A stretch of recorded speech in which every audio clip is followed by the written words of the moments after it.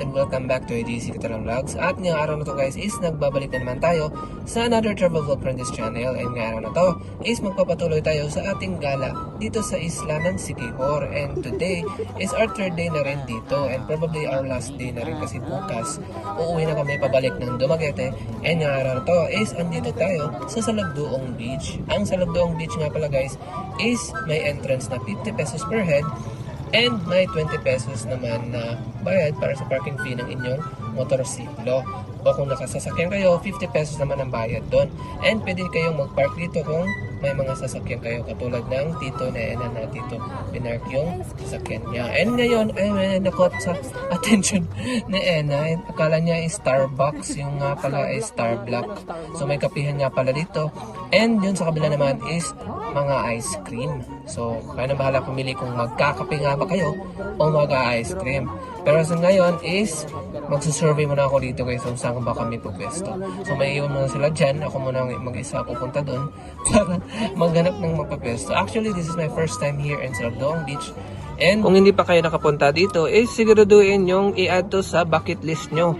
So kung hindi nyo napanood the previous video natin guys, is nagpunta tayo ng Paliton Beach and nung sa Cambuhagay Falls kung saan andun yung ferry walk. And marami pa kayong pwedeng puntahan dito kasi hindi ko nasali dito sa video vlog natin and probably is maitampok natin siya soon na makabalik kami ulit dito sa Siquijor Island. So sa isang video vlog ko, sa isang araw, isang lugar lang aming napuntahan. Nung pagkarating namin dito, doon lang kami tumambay sa Paliton Beach. Tapos pangalawang araw, buong araw, doon lang kami sa Cambuhagay Falls. Tapos pangatlong araw na namin dito is nandito lang kami sa Salagduong Beach. Medyo malayo kasi yung tinuturuan namin dito sa Salagduong Beach and also doon sa Cambuhagay Falls. Kasi yung tinutuloyan namin nandun sa San Juan and itong Salagduong Beach is nandito sa Maria and yung Cambuhagay is nasa Lasing nga ba kung hindi ako nagkakamali. So medyo nasa mga 45 minutes siguro ang biyahe. Depende na lang kung gano'n kayo kabilis magpatakbo na inyong sasakyan o ang sinasakyan nyo o di kaya sa dinaanan nyo. Pwede na kayo dumaan sa main road which is medyo malayo yun. Pwede din kayo dumaan sa may shortcuts kung saan dadaan kayo sa gitna ng mga bukid. So kayo nang bahala o si Manong driver nang bahala kung saan dadaan.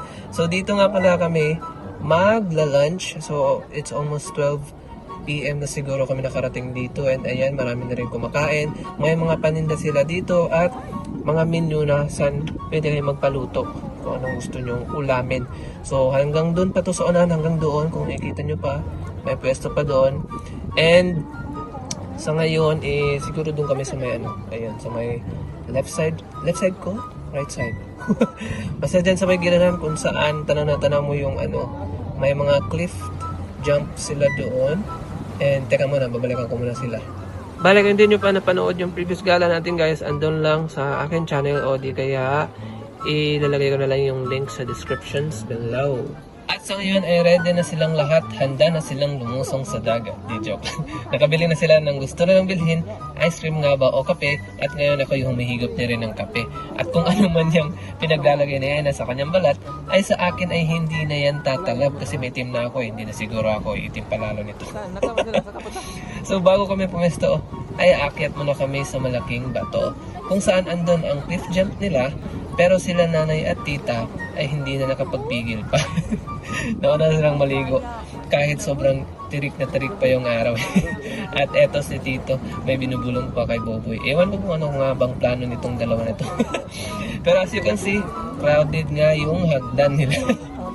Paakyat, medyo madami itong tao this time Pero pagkadating namin sa itaas, mula ng bakanting cottage kaya na pwedeng tambayan namin kaya pagkatapos namin mag-sightseeing sa itaas ay bumaba na rin kami at pumesto sa ibaba. At sa ngayon ay pakitaan ko muna kayo ng aking drone shot.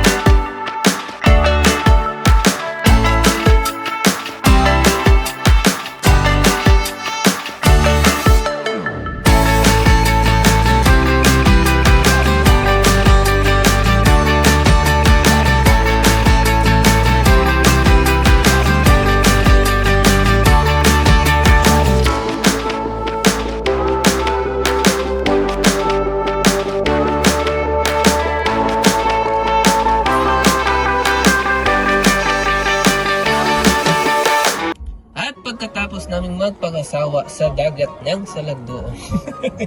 Siyempre kumain muna kami, so hindi ko na na-videohan kasi medyo gutom na ako, hindi na ako nakapag-video habang kumakain.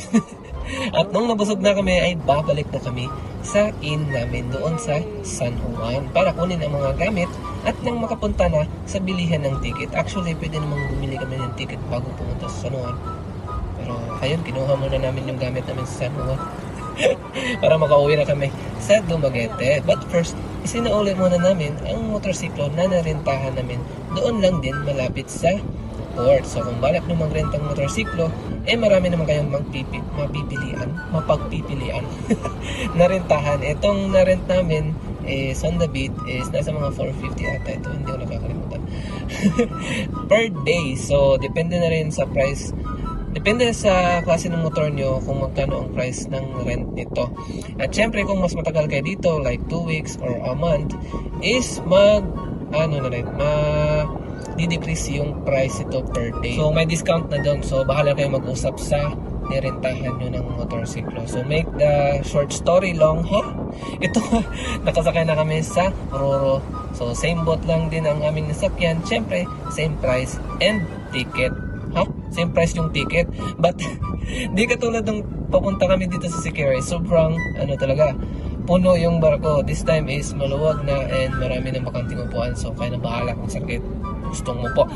So maraming salamat sa panonood and sana na-enjoy nyo ang ating travel vlog dito sa isla ng Siquijor. And abang-abangan sa susunod na video is another gala na naman tayo. Gagala naman tayo pagbalik natin sa Dumaguete.